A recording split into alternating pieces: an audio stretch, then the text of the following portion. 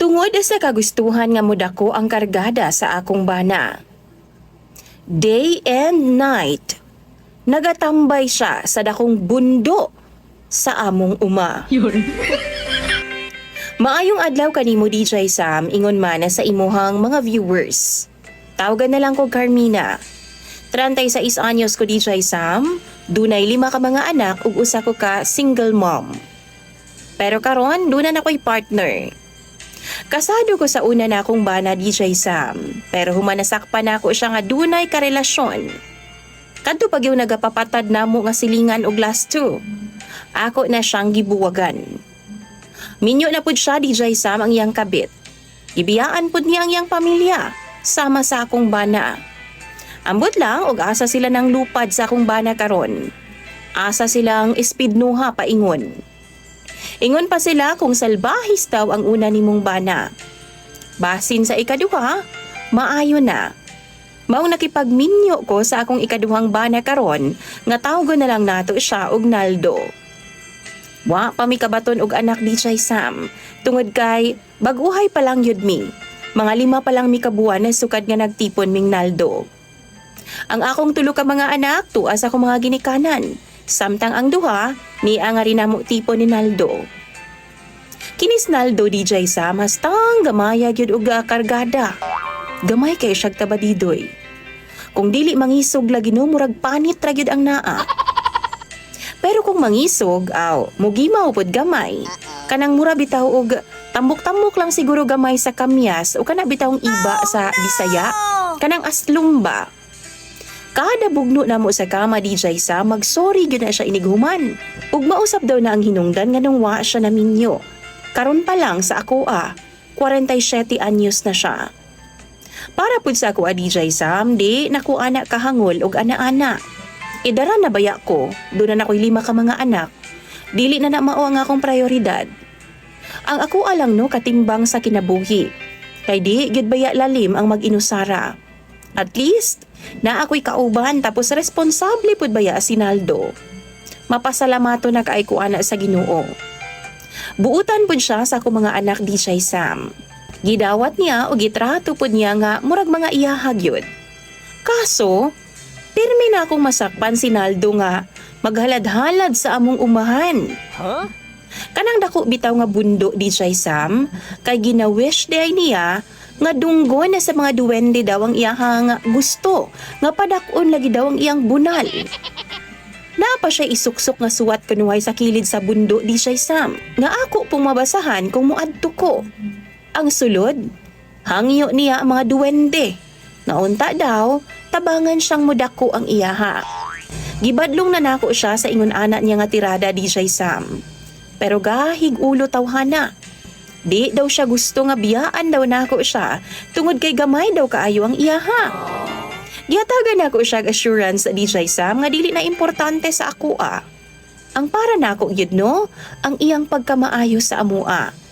Pero dili gihapon siya maminaw nako DJ Sam.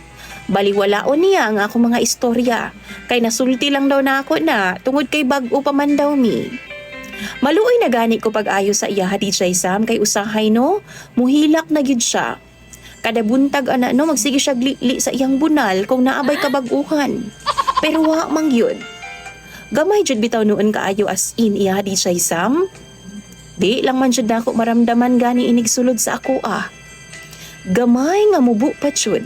Murag bata lagi DJ Sam, namutuo sa dili. Tinuod gyud na siya. Makaingon gani ko no nga siguro igo-igo ra gyud pud nga gidesign siya para agianan mangihi siya.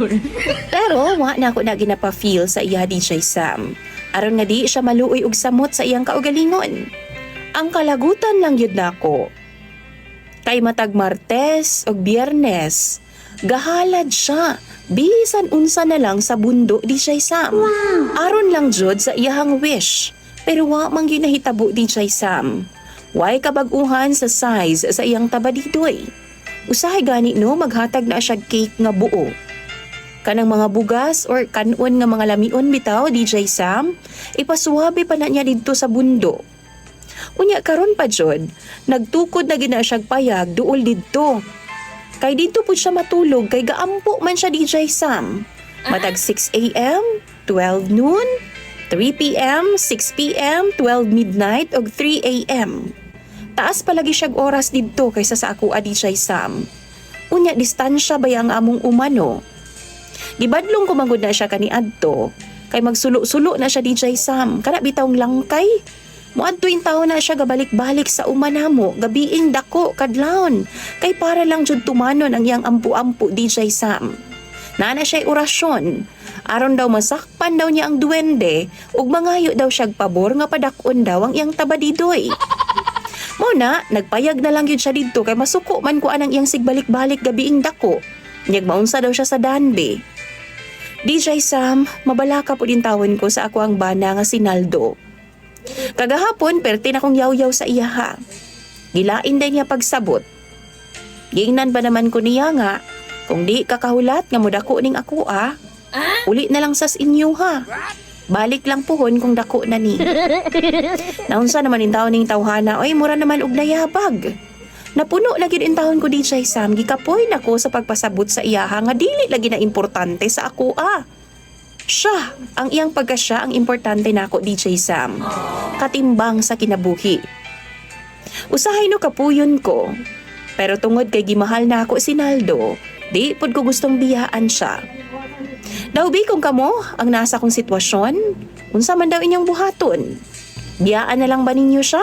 Or magpuyo na lang pod ko kauban dito sa iyang payag-payag kung asa siya magampu-ampu? Suportahan na lang ba nako ang iyang kabuang? Mangutahan ako sa inyo ha. Tinuod ba gyud ning duwende-duwende? Tinuod ba gyud ning giingon nila nga bundo-bundo o nuno sa punso ba na?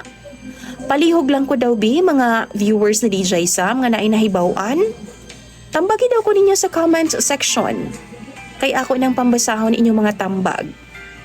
Imong sender DJ Sam nga gikapoy na gid intawon na sa akong bana nga si Naldo. Carmina.